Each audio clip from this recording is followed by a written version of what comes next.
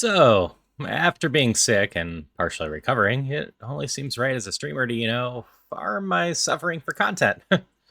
It's what any proper streamers would do. So, with that, I decided it'd be a swell idea to cover the times when I've been suffering from illness the most of my life. Fair warning, some of the descriptions in this video may be a bit disturbing, but nothing too crazy should be in it. For those who don't know, I've been recently dealing with kidney stones, which resulted in me having to cancel a stream because I was spending the day in the ER instead. It was an absolutely lovely experience which left me bedridden for, a while, aside from the times I was pacing back and forth trying to reduce the discomfort I was in. I'll have more on this later, because it definitely made the list, but I figure I'll do a top 5 and start with number 5. The only other time I actually landed in the hospital for an illness. And it's likely only that low because it happened when I was so young. So, I don't actually remember how old I was for this. Maybe around 8 or so? I don't remember too much about the sickness aside from being stuck in a cycle of cough, cough, hiccup, and then throw up as I tried to hiccup, which was incredibly painful and lasted for hours. That when I didn't stop, that my parents eventually had to take me to the hospital, and I spent at least one night there. I don't remember what it was or what happened with it, just that I went to the hospital, stayed there, and that horrible cycle of cough, cough, hiccup, and throwing up at the same time I was trying to hiccup was horrible. If this happened later in life, I'm pretty sure it'd be higher up on the list, but since it was so late, or long ago, I don't remember it that well, and thus doesn't register as super duper horrible. And as it is, it can be, number 5. Now, I debated about having some injuries on the list. I've had some fun ones, such as nearly losing my right eye, or putting a nail into the bottom of my foot, but I decided against it. I decided just to stick with illnesses this time. You can get those other stories out of me some other time. Number 4, again, is likely aided by being when I was younger. This one, I know the age. I was 13 and on a trip to Europe with my choir. Now, mind you, I wasn't from a super well off family or an amazing school district. It just so happened that I joined my school district as the choir lined up an overseas trip after years of working on it. And we never did anything like this again. And, well, my family got to go together as well, as a number of them figured out how to be chaperones because they wanted to make sure I was, one of the cool kids and not because they just wanted to go. And yeah, it was awesome having a bunch of your parents and family there. Whatever. Anyway, the first day, maybe it was the second into a week long trip, I and a few others got sick. And the best part is, no one in the group brought a thermometer. They went out and bought one, but no one knew how to convert the temp or had an easy way to look it up. So I'm in bed sick, and being the math nerd I am, I ramble off the formula. Multiply by 9, divide by 5, and add 32. They're like, how do you know that? And I'm like, I like math. I mean, it's just 9/5 and then 32, or the other way, blah, blah, blah, blah, blah, blah. They ran the numbers and figured out I had like 103 fever. Well, a few of us that were sick didn't quite have to go to the hospital, but well, even after we recovered, we lost our voices on a choir trip. So we had to fake singing with the rest of the group. Fun bonus with this one, ever since I got the sickness, anytime I catch a cold, there's a high chance I not only lose my voice, but I lose my sense of smell as well, which causes me to lose my sense of taste for a few days. It's always great. All right, 3 to go, and you have to be wondering, how bad can these other 3 be? Well, I will issue the warning again that some of this will be potentially unhappy to hear, and that will truly start here. So, we've all heard that Q-tips don't go in the air. Well, if you haven't, well, Q-tips don't go in the air. If you have issues with wax buildup, I've been recommended stuff like Debrox, but a couple doctors have outright told me don't stick anything smaller than an elbow in your ear. You can likely guess where this is going. And yes, this is going to be an ear infection. Yay! I'm sure plenty of people have had them. I'm prone to them in general. I've had many of them. But this isn't about a normal infection. No, this is about a particular infection which led to my second worst night of sleep ever now. You see, this particular ear infection I had actually already seen the doctor about and gotten meds for, but they had diagnosed it as an outer ear infection. That night, the pain was building. I took pain pills, but it felt like someone was ramming a dagger in the side of my head, building and building for hours. I called the urgent care line at like 4 a.m., explaining the situation with tears in my eyes because the pain was so great, having gotten like an hour of sleep from passing out. But the pain was still building. They told me just to increase the pain pill dosage and give the meds some time. About 40 minutes later, there was a sharp pain like someone actually had rammed a dagger into the side of my head, and then nothing. And then strangely, a cool sensation on the side of my face. As I breathed a sigh of relief from the pain being gone, I reached up and touched the cool sensation, only to realize it was wet. I rubbed the wet area some more and brought my fingers in front of my face to see that they were covered in blood. Turned out that my ear couldn't handle the pressure anymore. And, yeah, that release of pain was my eardrum rupturing. The end result was now blood dripping down the side of my face out of my ear, and I couldn't hear out of the ear anymore. But hey, the pain was gone. I called the urgent care line back and got told while it's rare for the eardrum to rupture from an ear infection, it's, not something I need to be all that worried about. Eardrums heal, but it doesn't mean I need to go to like the ER. I do probably need to see the doctor again though, since it's very rare for a outer ear infection to do that. Instead, it should have been an inner ear infection, and thus I need to go get different meds. In the meantime, everything kind of sealed up and pressure built back up and whatnot. But once I got on the right meds and they got some stuff in there, this one, healed up. But meanwhile, that pressure building up until the actual eardrum rupture, that was quite bad. And at number two is kidney stones. Yeah, they haven't made number one. At least not yet. I'm not truly done with them. But even then, I'm still doubting they're going to make number one. So yeah, these have sucked. I only had one, maybe it wouldn't have sucked so much, but skipping ahead a little, I've had multiple of these little bastards. Anyway, things were going along like normal until I was getting ready to go to bed when all of a sudden I felt like I had bad gas or constipation or something, with some pain on top of it. Me and certain foods haven't been getting wrong as well lately recently, so I figured it might have just been something I ate. I had hoped I could just get to sleep before it got worse, as if I ever feel this way, usually sleeping made it feel better. Well, fast forward a few hours, around 4 a.m., and I'm sitting around with sharp pains in my left side, unable to get comfortable in any way, still feeling like it would be better if I could just pass gas or something, but there's sharp stabbing pains around, and I just cannot sleep because anytime it's going like in and out of waves. Like when I had the ear issue, it was a constant pain. So eventually my brain just kind of dulled it out. With the kidney stones, it was coming in and out like every 5 minutes between like a 2 out of 10 all the way up to like an 8 or 9 out of 10, which made it impossible for my body to ignore anything. But it's also at this point where I realized that my pain was also causing nausea and I needed to add throwing up to the list. So, yeah, I'd never thrown up from, this sort of sensation before. And the worst part was it was happening, 20, 30 minutes after I finally caved and took some pain pills. So I wasn't sure if I could take any more pain pills because I wasn't sure if I threw those up or not.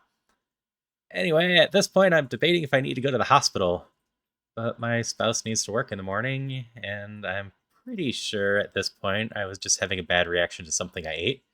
As I said, I've gone through something similar to this, but never quite this bad.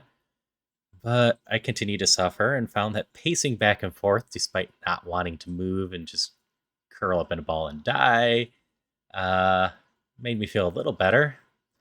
At 6 a.m., I sent out a message on my Discord saying, I don't know if I'll be able to stream because I've barely been able to sleep. And at that point, I'm still hopeful it will pass. I'll be able to catch a few hours and I'll be back to normal. And I could just power through. Anyway, 3 hours later, I'm still no longer in intense pain, but I still haven't really caught more sleep. And I've thrown up a bit more. So I called my regular doctor to ask them what to do. And to shorten this conversation a bit, it basically just ended with them going, go to the ER as soon as possible. There's various reasons why, but they were worried about blockage or infections. Anyway, 5 hours in the ER later, and a few tests, I find out I have multiple stones. It took 2 days after going to the ER before the pain actually properly subsided to any degree, and I could sleep without the aid of any high end pain pills for more than 30 to 60 minutes at a time. And even as I record now, uh, what is it, 5 days later, I'm still nauseous from time to time and need Advil from time to time because I still fully haven't passed everything. Uh, the funniest part about all of this, I think, is that I've passed one of the stones and I didn't actually have that bad of a time getting the stone out of my body. No, all of the pain's been getting the stone from the actual kidney through all of that, because as it's passing through all of that, it's been really painful. The final push, that wasn't too bad for me. That was more like someone constantly ripping band aids off you. It sucked, but it was just for a moment and then it was done. The other bit was more like someone randomly taking kidney punches at me that just lingered and lingered, and at worst made me want to curl up on the ground and cry. But at the same time, I couldn't do that because it would just make me hurt more. So, before I even get to number one, I'm going to say I'm still thankful that in general I've lived a pretty good life health wise. I've had some rough moments. I've could have included ingrown toenail that left me walking with a cane effectively for a while, or a few other things. But I know in general I've been pretty blessed health wise, and I'm thankful for that. And despite being at number one, it's not actually a big drawn out experience, but something that in fact only lasted about 30 minutes. Growing up, I've seen people joke about vertigo or similar things in TV shows or even in real life. I can't recall the show, but I know it's a joke for one of the characters in the sitcom that was somewhat popular. That the neighbor had bad vertigo, that she was always falling down, and it was a butt of a joke. And one of the comic book cartoons I watched when I was younger, I know I saw an episode where someone had vertigo powers as a villain, and people made fun of them for not being very useful. Let me tell you, I am absolutely terrified of ever having it again. Now, to my understanding, there's obviously multiple levels of vertigo, and what I went through was a truly extreme case. But that doesn't change my thoughts on it. I was going through my day feeling completely normal. Nothing felt off about me at all. When all of a sudden I could basically feel the entire rotation of the planet. Everything was spinning. I couldn't feel the balance at all. Suddenly, I felt like I was on a boat in the middle of a powerful storm in the ocean, just being thrown around like nothing. It was all I could do to move a couple feet from my computer to the couch and lie down. Even lying down, my eyes closed, I still felt like everything in my world was just spinning around, being thrown around, and I quickly realized this wasn't going to end well. It's not that far from my couch to the bathroom, maybe 20 feet. But as I got up from the couch, I fell down. I stumbled around. I slammed into the wall. I fell down again. I just kind of stumbled around, trying my best to crawl my way towards the bathroom. As I looked down the hallway, it looked like one of those twisting horror halls with, like spiral abyss at the end. I could barely make sense of what I was looking at. I couldn't really tell left from right, up from down. I just stumbled and continued to fall repeatedly as I went down a hallway that usually takes me seconds over the course of like a minute, and crawled into the bathroom, making it there just before I started to endlessly throw up until I had nothing left. And even then, I didn't stop. I don't know how much time actually passed. Truly, it couldn't have been more than a few minutes. I just went from feeling completely fine to nearly passing out on my bathroom floor. At that point, with nothing coming up, I didn't have much reason to stay in the bathroom. So I forced my way into the bedroom, trying to get to the bed where, I could at least lie down in some comfort. My head was starting to hurt. My throat was hurting from throwing up. My abs, stomach were starting to get in agony because my body wanted nothing more than to continue to throw up. And even if I don't have anything in there, it still tries the reflex. But I fell into my bed and closed my eyes, and it just felt like I was free falling into nothingness, being thrown around in every direction. Wanted to get off the ride, but I had no idea how to stop. This continued on for like 10 plus minutes, and that's when the thoughts that puts this one in firm number one for me crept in. In general, when you're sick, it's not uncommon for you to think, I want to die. Put me out of my misery. But you don't actually mean that. When I sat there going through this, if this wasn't going to end, if this was going to be a common element in my life going forward, there was no doubt in my mind that I did actually mean that. I wanted to die. If this kept up, I didn't know how long my will to survive would last. I, in my pain and suffering, thought about what value of life I'd have like this, what I could do, how I could make myself feel better. And then some 20, 30 minutes after it started, it finally subsided. But then I had all the lingering thoughts of what if it started again? I was fine. There was no warning. I was driving and this happened. What would happen? I don't think I could safely pull over. I don't think, if I was at work, I could hurt myself or my coworkers. I would love to say I would have enough control, etc. But this was so sudden, and I was just terrified about all the outcomes. Obviously, right after this, I started talking to some doctors, and they came up with, you know, two theories for me. One was it was caused by a minor ear infection that wasn't bad enough to actually cause me pain, but threw me completely out of whack. There's something in your ear that controls your balance, and basically they think that something shifted, and just for a little bit there until my body corrected, absolutely everything was out of whack in my body. The other suggestion was that it might be Meniere's disease. I believe that's how it's pronounced, at least, which is a lifetime illness that can show back up at any point. On the plus side for me, it hasn't happened again. And on the minus side, Meniere's doesn't really have a cure, and it doesn't have a great test. Uh, Hopefully, it was the first thing, but it's always possible that this thing will come back. But if it is Meniere's, as I said, what I went through is an absolute worst case scenario from what I understand. It should just be more dizzy spells and whatnot, but true extreme vertigo was absolutely horrifying and horrible to go through. And yeah, I know someone else that actually does have Meniere's disease, and they actually live a mostly normal life. So I know it's not the end of the world, even if I do have it. And as I get older, it does progress, and I start having actual episodes and attacks. But even though it's been a few years and I haven't had another attack of this, I can never take away that moment. I can never take away those fears. It felt so awful. And yeah, I knew I truly meant to myself that if this was my new state of life, if I was going to have regular attacks of this, I might truly not have any will to keep on going on living, as horrible as that sounds. And that is why, despite being only a 20 to 30-minute event, this sits at number one for me, and I don't see it being dethroned at any point. Anyway, I hope the stories weren't too depressing.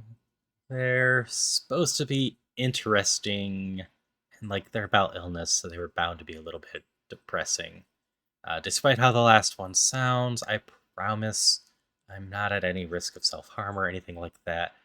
I want to say I appreciate all the thoughts and concerns that anyone put out my way during the last week.